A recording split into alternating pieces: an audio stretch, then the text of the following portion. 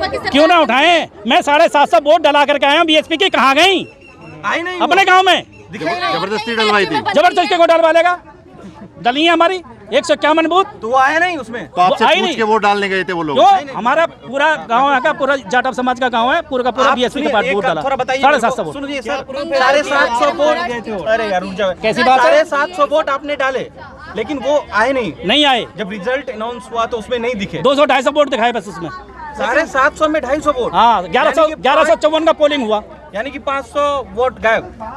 1154 का पूरा पोलिंग हुआ, 750 वोट बीएसपी का डाला और 200-250 वोट दिखाया हुआ। ईवीएम की तो बहुत बड़ी साजिश ऐसे में आप बता रहे हो। क्या कह रहे हो? ईवीएम पर निशाना साध रहे हो। वही तो दुख है हमें, वोट डाला कहाँ गया? तो ईवीएम के खिलाफ आप विरोध करते हो, करोगे? यूवीएम हल्ला के खिलाफ बोलोगे? अल्लाह भी बोलेंगे, ईवीएम के। अब एक बात बताइए, आप बैलेट पेपर से चुनाव क्यों नहीं कराते हैं? ये इनको डर है ना? विपक्षी पार्टी। अच्छा, टाइम खराब होता है। किस बात का टाइम खराब? किस बात का टाइम खराब करेंगे? पेपर खराब होता है। अच्छा, पेपर खराब होते हैं।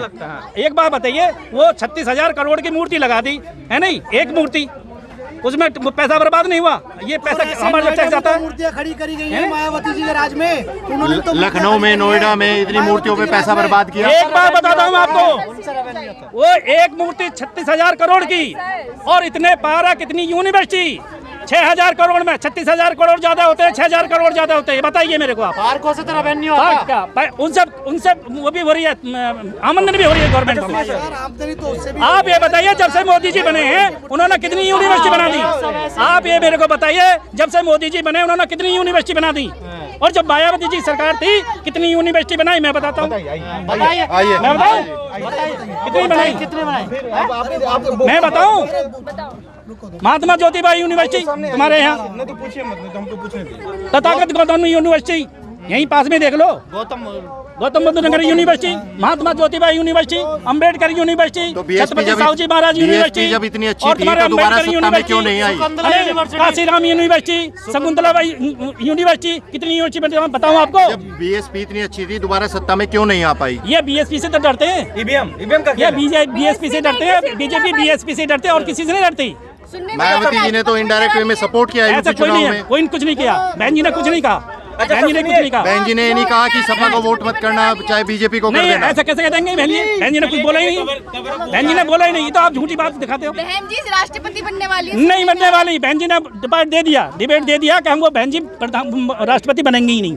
चलिए ठीक है सर, ठीक है। लगाम महंगाई के विरोध में हल्ला बोल प्रदर्शन है और हम चाहते हैं कि हमारी बात पीएमओ ऑफिस, एचएमओ ऑफिस और प्रेसिडेंट ऑफिस तक पहुंचे कि पिछले लगभग 3 साल में जो महामारी रही है उससे जनता त्रस्त है, बेरोजगार बिल्कुल लोगों का चला गया है, मजदूरी लोग करने को मजबूर हैं, उच्च शिक्षा प्राप्त लोग भी, लेकिन उसके बावजूद भी महंगाई बढ़ती जा रही है और फिलहाल में कल भी एक सिलेंडर पे, एलपीजी सिलेंडर पे 50 रुपये फिर से बढ़ गए।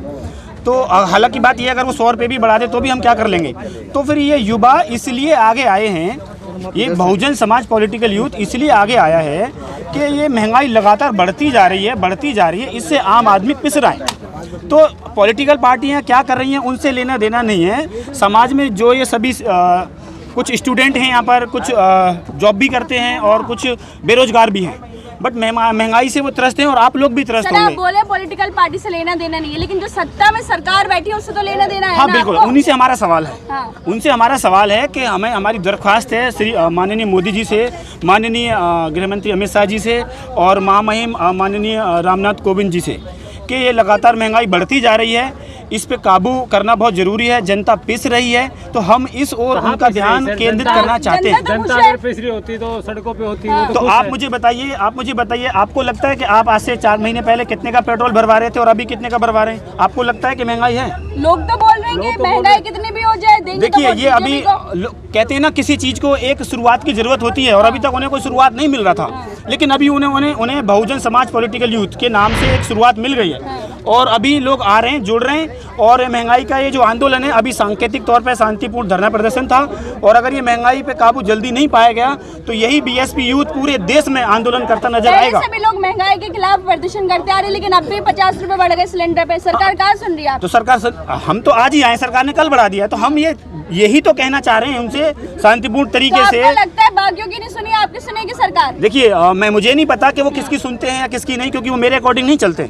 मुझे ये लगता है कि मैं देश का नागरिक हूँ, तो मुझे भी बाबा साहब ने संविधान में अधिकार दिया है कि मैं भी अपनी बात रखूँ। आप देश के नागरिक की तो सरकार यही तो कह रही है ना कि महंगाई देश हित में है, झेलो इसको। नहीं, महंगाई देश हित में है तो वो एक लिमिट होती है ना। सरकार की जिम्मेदारी होती है रोटी कपड़ा मकान आम जनता को मुहैया कराए। अब जनता पिस रही है, अमीर लोगों के लिए महंगाई नहीं है, वो तो अगर 100 का ले लें 150 का भी ले लेंगे, लेकिन जो गरीब आदमी है जो मजदूरी कर रहे हैं उनको रोजगार नहीं मिल रहा है कोविड की वजह से, कोविड के बाद से, तो वो लोग आवाज़ नहीं उठा पा रहे हैं। अब हमने ये कॉमन कॉज लिया है कि हम ये आवाज़ उठाएं, उन तक अपनी दरखास्त पहुंचा रहे हैं। अब ऐसा तो है नहीं, आप जो सवाल कर रहे हैं कि वो कम तो कर नहीं रहे, तो ऐसा तो नहीं है कि मैं उनको बोल दूं आज ही कमी कर दीजिए। तो सरकार ने बोला तो है ना दूसरे भी रोजगार है, पकौड़ा बेच लो।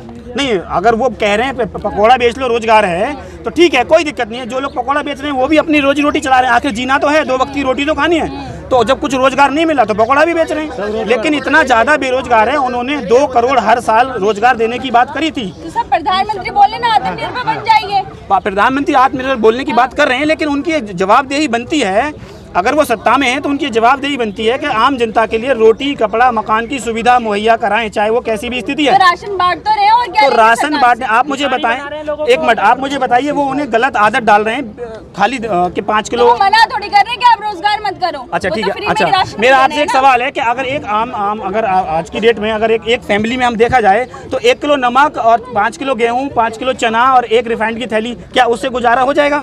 आपसे सवाल है मेरा। तो वो जो राशन दे रहे हैं वो पर्याप्त नहीं है। तो ये तो बोनस है ना जनता के लिए, वो रोजगार भी करे और सरकार भी दे रही है। नहीं, अब वो दे रहे हैं तो ठीक है, जिनके लिए वो सुविधाजनक है वो उनके लिए है, बट मैं ये समझता हूँ कि आम जनता के लिए ये इनफ नहीं है और उनको रोजगार भी चाहिए, और ये महंगाई से लोग त्रस्त हैं और इसको कम करना बहुत ज़रूरी है और उनकी ये जवाबदेही है। मोदी जी ने कहा कि महंगाई का जिम्मेदार सरकार नहीं है, विपक्ष है।